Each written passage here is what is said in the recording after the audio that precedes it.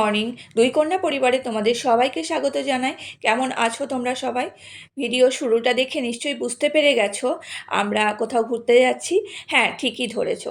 আজকে আমরা যাচ্ছি পালনা ড্যাম। আমাদের এখান থেকে, আমাদের বাড়ি থেকে, মানে আমাদের সোনারি থেকে খুব একটা দূর না, 20 কিলোমিটার 22 কিলোমিটার দূরে পালনা ড্যাম আছে। এটা তোমার সুবর্ণরেখা নদীর ওপরে এই ড্যামটা বানানো হয়েছে। তো আমি শুধু একা যাচ্ছি না, মানে আমরা একা যাচ্ছি না, আমাদের সাথে আরও বন্ধুরা আছে, বন্ধুবান্ধবরা আছে। তো আমরা সবাই মিলে আজকে ওখানে যাচ্ছি।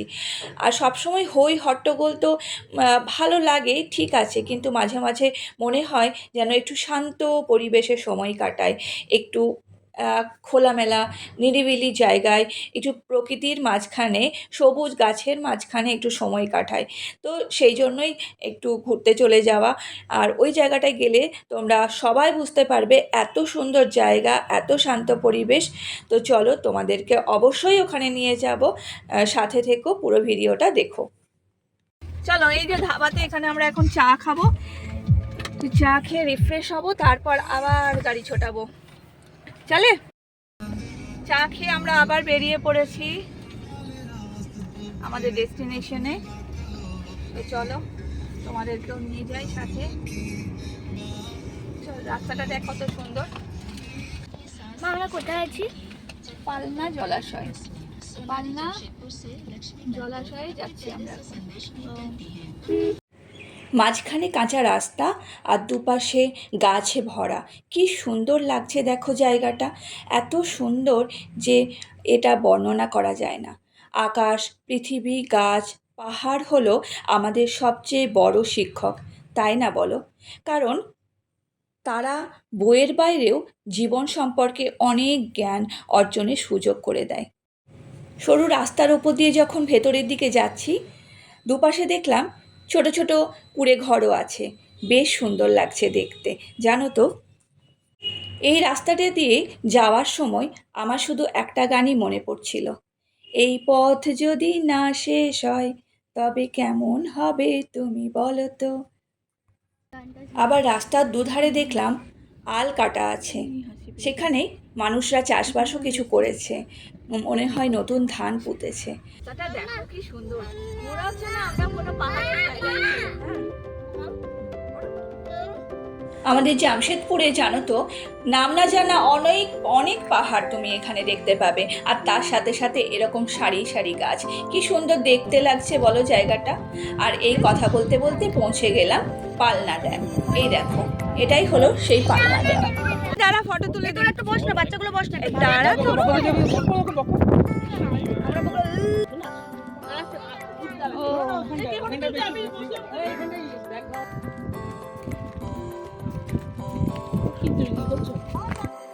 মাঝখানে জল আর চারিদিকে পাহাড়, কি সুন্দর দৃশ্য দেখো। আর কি শান্ত পরিবেশ, কোনো মানুষের ভিড়ভাট্টা নেই, অন্য কোনো কোলাহল নেই, শুধু পাখি ডাকছে আর চারিদিকে সবুজ আর জলে ভরা। মানুষরা যাতে জলের কাছে যেতে পারে সেই জন্য অনেক পাথর বসানো আছে। এই পাথরগুলোর ওপর দিয়ে হেঁটে জল পর্যন্ত যাওয়া যাবে, আর সেখানেই সুন্দর করে বসে কিছুক্ষণ আপনজনের সাথে সময় কাটানো যাবে।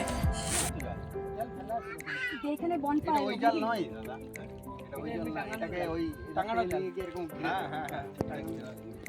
এখানে বনফায়ার হবে নাকি আবার? Fish fry, bonfire. জামশেদপুরের হব রাস্তা জানে কোনটা ফাঁকা, কোনটা ভর্তি। আর কথায় আছে না, আপনি যদি প্রকৃতিকে ভালোবাসেন তাহলে তার সৌন্দর্য সব জায়গায় দেখতে পাবেন।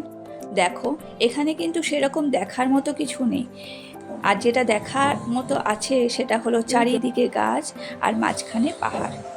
তো যাই হোক, এই সমস্ত কিছু ছাড়িয়ে এখন আবার আমরা ফেরার দিকে রওনা দিয়েছি, আবার বড় বড় চওড়া রাস্তা দিয়ে নিজের শহরে ফিরে যাচ্ছি।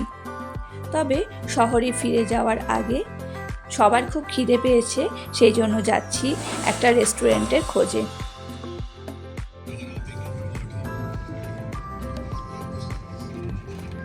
সবাই মিলে পৌঁছে গেছি ব্লু ডায়মন্ড রেস্টুরেন্টে। এখানে আমরা সবাই মিলে বসে গেছি, এখনও খাবারটা দিয়ে যায়নি। আর এখানে এই রেস্টুরেন্টটায় জানো তো রুফটপও আছে, আর বেশ বড় আর খুবই সুন্দর রেস্টুরেন্টটা। আবার বাইরে জানো তো হ্যাঙ্গিং চেয়ারও আছে, সেখানে বসেও আমরা লাঞ্চ বা ডিনার করতে পারি। তো সেখানে অবশ্য করিনি, কারণ ভীষণ গরম ছিল আর সবাই খুব টায়ার্ডও ছিলাম, সারাদিন ঘোরাঘুরি করেছি বলে, তাই আমরা ভিতরেই খাওয়া দাওয়া করেছি।